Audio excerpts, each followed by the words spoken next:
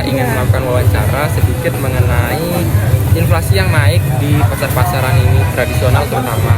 Nah, jadi kami memiliki 3 pertanyaan. Sebelum itu, perkenalkan saya sendiri Ari dari Prodi Administrasi Fisik. Saya Safi dari Prodi Administrasi Fisik juga. Nah, kami ingin mengajukan pertanyaan yang mana pertanyaan satu itu berisi pertanyaan mengenai berapa harga bawang merah atau bawang putih per kilonya sekarang. Ya, ini sekarang 60.000 bawang putih. Ya, kalau bawang merah 45. Yang baru naik bawang merah, Mas. Bawang merah. Kalau ini standar bawang putih. Nah, sebelumnya apakah harganya sama seperti saat ini atau mungkin sempat berubah sebelumnya, Ibu? Yang berubah bawang merah. Dulunya cuma 30.000. 30.000. Sekarang 45. Satu setengahnya ya Bu naiknya. Dari pengantarnya sudah 40. Nah, mungkin apa sih yang menjadi penyebab naiknya bawang merah tersebut, Ibu? Mungkin karena ini hujan ya, Mas. Jadi mana-mana nggak bisa panen toh, Mas. Ya.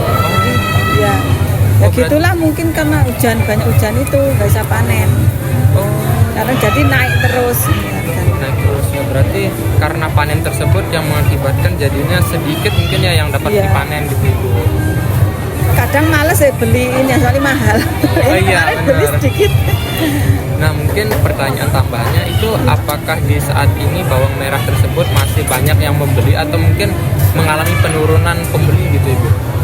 Iya, sedikit ada penurunan. Penurunan ada ya. Oh, seperti itu. Oke, mungkin pertanyaan seperti itu aja, Ibu. Terima kasih waktunya atas Ya, ya. Please lihat nih deh. Kok akhir-akhir ini berita banyak harga barang yang naik ya? Masa sih? Iya lihat nih. Oh iya juga ya, ini seperti kayak bahan pokok naik juga nih harganya. Kayaknya tuh karena inflasi deh. Emang kamu tahu inflasi itu apa? Apa sih itu inflasi? Nah, inflasi merupakan suatu keadaan di mana kenaikan harga barang dan jasa yang terjadi dalam jangka waktu tertentu dan secara umum. Jika harga barang tersebut naik hanya 1 atau 2 barang saja, itu belum dapat dikatakan sebagai inflasi. Namun, jika harga-harga barang tersebut sudah meluas dan mempengaruhi tingkat harga barang-barang lainnya, maka itu baru dapat dikatakan sebagai inflasi. BPS atau Badan Pusat Statistik Indonesia melakukan pengambilan data melalui tingkat konsumsi masyarakat atau tingkat belanja masyarakat diukur melalui pembelian bahan-bahan pokok yang ada. Nah, hal tersebut dibandingkan melalui pembelian pada periode ini dan periode-periode sebelumnya untuk mengetahui tingkat berapa persen sih kenaikan inflasi yang terjadi di Indonesia pada tahun 2024 dan tahun-tahun sebelumnya. Jenis-jenis inflasi dibagi menjadi 4 tingkatan. Tingkatan yang pertama inflasi ringan, yang kedua inflasi sedang, yang ketiga inflasi berat, yang terakhir ada inflasi sangat berat. Inflasi ringan, inflasi di bawah 10% dalam setahun, sedangkan inflasi sedang, inflasi di antara 10% sampai 30% dalam setahun. Inflasi berat, inflasi antara 30% sampai 100% dalam setahun. Dan tingkatan yang terakhir yaitu inflasi sangat berat, inflasi yang ada angkanya di atas 100% dalam setahun. Penyebab inflasi. Inflasi dapat disebabkan oleh beberapa hal berikut. Yang pertama, permintaan yang naik. Jika permintaan akan barang dan jasa melebihi penawaran yang ada, maka harga cenderung naik karena konsumen bersaing untuk mendapatkan produk tersebut. Faktor yang kedua adalah kenaikan biaya produksi. Jika biaya produksi suatu barang atau jasa mengalami kenaikan, produsen mungkin akan menaikkan harga untuk tetap menjaga keuntungan mereka. Faktor inflasi yang ketiga adalah meningkatnya harga bahan baku. Kenaikan harga bahan baku seperti minyak goreng, BBM, dan komoditas lainnya dapat menyebabkan kenaikan biaya produksi dan akhirnya kenaikan harga produk. Faktor inflasi yang terakhir yaitu terkait pajak. Kenaikan pajak juga dapat menyebabkan inflasi jika perusahaan memutuskan untuk menaikkan harga produk atau jasa mereka untuk menutupi beban pajak yang lebih tinggi. Dilihat dari beberapa sumber, isu mengenai inflasi di Indonesia akhir-akhir ini terbilang cukup stabil dan tidak stabil karena ada beberapa bahan pokok yang harganya naik dan harganya stabil. Seperti contoh yaitu akhir-akhir ini bawang merah mengalami kenaikan, sedangkan bawang putih mengalami harga yang masih tetap. Dilansir dari TV Narasi bahwasanya masyarakat mengkritik kenaikan pajak PPN menjadi 12% pada tahun 2025. karena dikhawatirkan memberikan efek dominan negatif terhadap kesejahteraan masyarakat. PPN adalah pajak tidak langsung, yang artinya dibayarkan oleh konsumen kepada penjual, namun kemudian disetorkan oleh penjual kepada kas negara. Kenaikan PPN 12% merupakan realisasi dari pelaksanaan UU Nomor 7 Tahun 2021 tentang harmonisasi peraturan perpajakan. Meskipun berdampak positif bagi penerima negara, namun menciptakan efek inflasi mencapai 5,51%.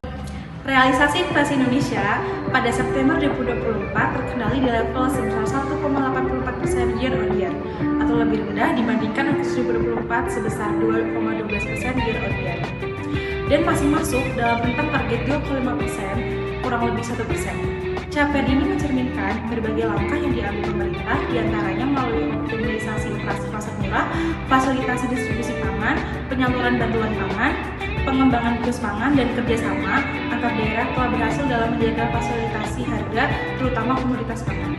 Dampak inflasi yang pertama ada penurunan daya beli. Dampak inflasi yakni menyebabkan uang kehilangan nilainya dari waktu ke waktu, yang berarti konsumen dapat membeli lebih sedikit barang dan jasa dengan jumlah harga yang sama. Yang kedua ada ketidakpastian ekonomi. Inflasi yang tinggi dan tidak stabil tentunya menciptakan ketidakpastian dalam perekonomian, mengganggu rencana bisnis dan investasi. Yang ketiga ada meningkatkan ketidaksetaraan. Dampak inflasi yang tinggi tentunya dapat meningkatkan kesenjangan antara mereka yang memiliki aset untuk diindeks ke inflasi dan mereka yang tidak memiliki aset tersebut. Dan yang terakhir ada meningkatnya biaya hidup. Dampak inflasi yang tinggi tentunya dapat menyebabkan kenaikan harga barang dan jasa secara umum. Hal ini dapat mempengaruhi dalam kenaikan biaya hidup bagi masyarakat. Tentunya ini sangat merugikan bagi mereka yang tidak memiliki pendapatan dalam jumlah tinggi. Jadi inflasi yang terjadi di Indonesia pada saat ini dapat dikatakan sebagai inflasi ringan yang berada di bawah kisaran 10%, yang mana besaran inflasi yang terjadi terdapat di kisaran 1,84% yang datanya terakhir diambil pada tanggal 3 Oktober 2024. Sama seperti tahun sebelumnya yang hanya memiliki kisaran inflasi sekitar 2,61% yang dikutip dari Kementerian Keuangan. Namun dibandingkan pada tahun-tahun sebelumnya, yakni pemerintah akan terus memastikan bahwa pasokan pangan yang cukup dalam menjaga kestabilan harga dan mendorong pemulihan sektor-sektor vital seperti industri dan pertanian. Dengan berbagai upaya dan kebijakan yang telah dilakukan pemerintah pusat, pemerintah daerah, dan Bank Indonesia, diharapkan dapat mendukung stabilitas harga dan pertumbuhan ekonomi dapat terus terjaga, terutama dalam bidang pertanian yang menjadi bahan utama atau bahan pokok masyarakat yang sangat dibutuhkan oleh masyarakat-masyarakat yang ada di Indonesia.